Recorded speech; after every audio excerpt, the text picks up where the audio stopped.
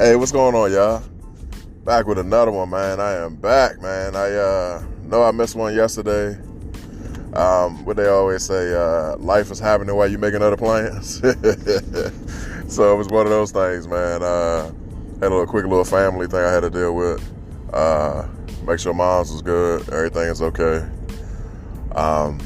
Yeah, had to roll from there. That's the family's my first priority always. So if you know me, you know that's how I roll. So that's what happened, and we back.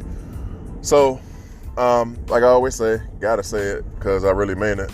I truly appreciate all you guys, everybody, from the likes, from the views, from the joining the podcast to, I don't know, the encouragement that people just give me, calling me, whatever it is, just keep everything going. And I truly appreciate it. And I just want to say I truly appreciate you guys. And like I always say now, if nobody has told you that they appreciate you, I do. And I mean it, okay? Anybody new listening to this, just understand that's what I do. I give my appreciation to people, and I just give my love to folks that may or may not hear that from their own family and friends, man. So I just want to say you guys are wonderful people. No matter what you're going through, try to see it in a better light. I know there's a lot of things that you can't, you know what I'm saying, but at least try to. So just to keep pushing forward. But, man, let me get into it, man. So, kind of some good news and some bad news surrounding the whole D.C. issues. The young lady that I was talking about, the child, the 6-year-old child that got killed in D.C. with this shooting. I believe it's been a week or two, maybe 2 weeks now. Well, they found the shooter. They was very proud to announce that. And crazy, his living is what you would consider the suburbs surrounding D.C. So it really doesn't even really need to be into no type of thugging situations. I've actually lived out that way. You're talking big homes, nice families, things like that. And they actually talk bad about the place where the little girl was killed at. They talk kind of down to it. They say them people from Southeast, they say all types of little derogatory statements, right? Because they have arrived out there. But isn't it crazy how life happens where the reverses happen, where your people's coming in here doing crime and stuff and then running back out to the nice neighborhoods? Ain't that crazy? So that, to me, in my opinion, that means you people out there in the suburbs a lot of times don't have control of your kids either. Yeah, they doing basically the same stuff that people are doing in the rough neighborhoods. It just look better. You know what I'm saying? It's easy to go somewhere and do your dirt and then run back to your, a nice place to sleep at night. But you're still a criminal. Crazy, right? So look, man, but then it gets even crazier. So they did instead of just searching for this dude and trying to figure out what this was all about, they did a sweep, drug kind of gun type of sweep type thing, and it turns out that her father had something to do with the drug situation, some type of trafficking type of thing, right? And I'm just sitting there, when I heard this, I'm like, yo, you know how bad that looks for you as a parent to know that because of some stupid stuff that you're into, you basically had your kid killed. Because, it's always the thing with these people with these drugs and all that stuff. Maybe somebody got something from somebody and they don't want to pay. All types of stuff. You got this beef going on. So if he's in the drug trade, he ain't paid somebody, or somebody's mad about something, and they get to going back and forth, and this is the outcome of this type of stuff. And it's wild. It's like, you lost your child, and now you about to lose years of your life because it was drugs. I think it was a federal sweep or something like that. So he's done.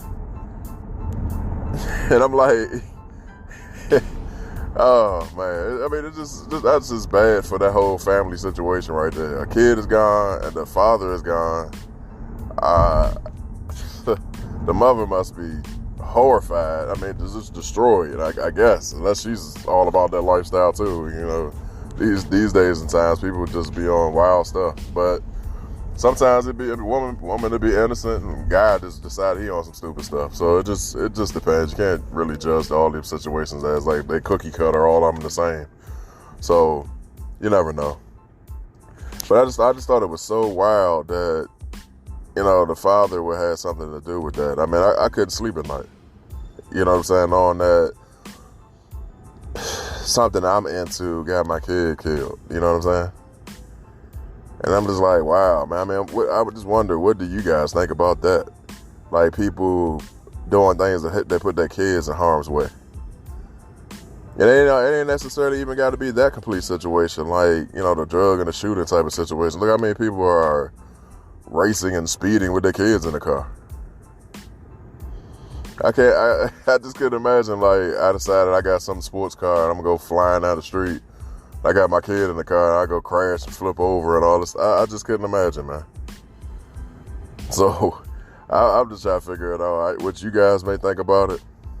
And your thoughts and comments and everything, I would love to find out, because, you know, this is kind of in my arena a little bit. So I just want to know how you feel about it. So, all right, same topic, but I'm going to change it up a little bit. So, all right, this is how you know that what they claim to be the hood and loyalty and all that stuff is pretty much a joke. The situation with the father and how they unraveled this whole federal situation and all that stuff behind this situation, behind that shooting and everything with the girl, the young girl. It just unraveled that fast. You know, they got all these people that they arrested, everything. I was just like, man, they really put some work in behind this one, right? And I'm thinking to myself, like, how did this happen, right?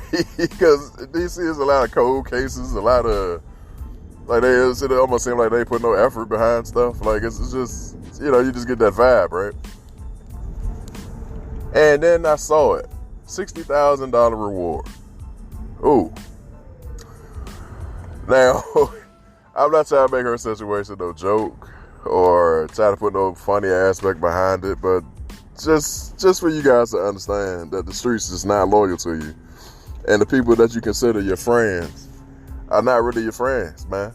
Like, you have people out here that they're in the same situation with you. It's what they can consider snitches or whatever. They're doing the same thing you doing. And they would tell on you just because a pretty girl walked by and she asked a question. They tell them everything, right? You have people that for $400 or $500 that tell, you know, do all types of stuff to you. But you're in the street talking about these people are loyal to you and they're your friends and everything like that. $1,000 would get somebody to do a lot of things to somebody out here these days. Right? So just imagine if you get past 1,000. Now, 1,000, you know, think about it. Let's just say you're not a street person or something like that, but you got some type of beef with somebody, they've been bullying you, all types of stuff, right?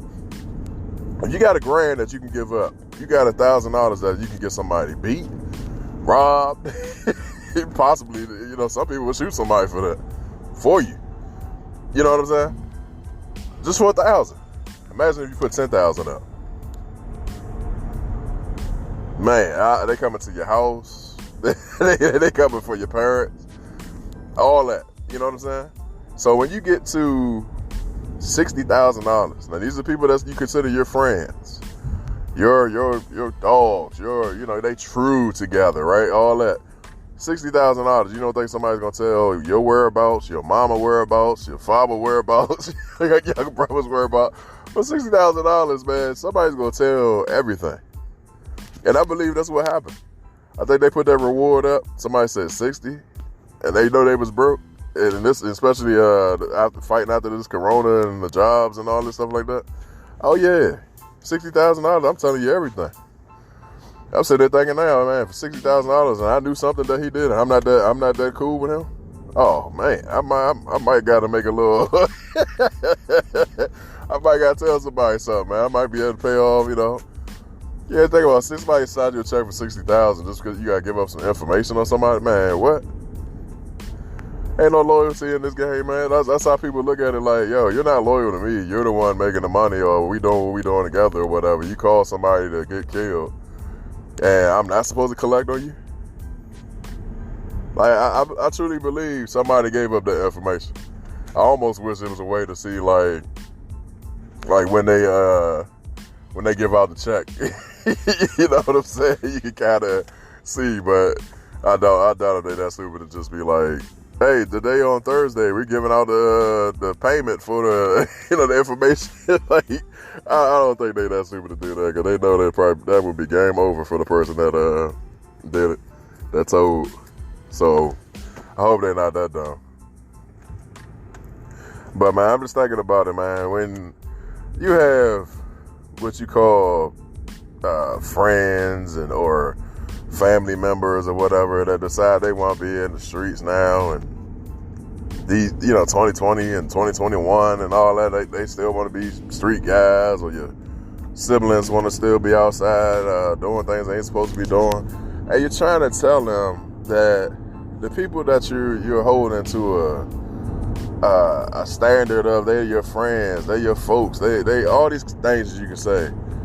My question to y'all is, how do you get across to these people to let them know that the people that you're basically worshiping, that they're your friends, family, crew, whatever it is, that they have no loyalty to you?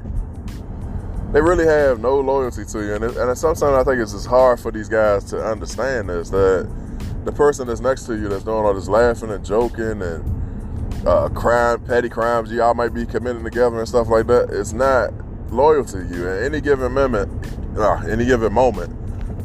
he's going to either tell on you, flip on you, you know what I'm saying, or just something. It's just not going to be a perfect relationship. It's something that causes y'all to be in a connection. It might be that y'all get high together. That's a connection. If I got a drug, y'all get high. Like something like that. But drink together. It ain't got to be the drug. We drink together, something like that. But when the drink runs out, are y'all still cool? I always been trying to get across to some of my folks that they friends is just not their friends. And look how fast, like, people that you grew up with, they are either in the grave site or not doing nothing with their lives or everything. And I'm trying to get this stuff across, and it's just like in one ear, out the other ear. In one ear, out the other ear. And then you become the person that they annoyed by. You know what I mean? I'm like, how can I annoy you trying to tell you to do right? So it's just like, I'm really, I'm confused in a couple of my situations where I've been trying to talk to people about doing the right thing and stay away from people that don't have your solution to your problem. They just, are the problem pretty much, and you just can't see it. I don't know. So I really need advice from you guys to tell me, how do you approach people that may be around people that are not good for them, not a good fit for them, know they're not real true friends to them, and they still hold a high amount of loyalty to these people like they're the greatest thing walking. So on that note, you guys, I want you guys to think about that. If y'all got any family members, friends, anything that's going through that type of situation, and you've been trying to talk to them and talk to them and talk to them, and it just doesn't seem to be working, what's the next step? What do you do? Do you give up? Do you wash your hands and say, man, look, that's their problem. Whatever happens, I tried. You know what I'm saying? I just want to know, what do you do? Because I'm lost in my situation, so I would love to hear how you guys handle it. Even if it's the older folks, information y'all took from them and you're just passing it down with this type of stuff. I mean, I don't know. I just need to hear it. So I'm going to end it on that note, you guys. Everybody go to my Instagram, 1000 Questions with the Z. All my new folks, 1000 Questions with the Z. You can email me, abmore, the numbers 23@gmail.com. And I would love to hear from y'all, man, because I would truly, truly, truly need some advice on that myself. Because, man, we all go through things, and I guess as a village, family, that everybody should be able to help everybody. So I guess I need help in this situation. So I would like to hear from myself, hear from y'all, so that maybe I can pass it on to other people. Or, just use it for myself, and I don't know, but I'd rather pass it to other people because, I'm pretty sure I'm not the only one going through this. And I don't know, it just seems to get worse. It seems like people are just giving up daily. So, I don't know. But you guys let me know. All right, y'all. Bye.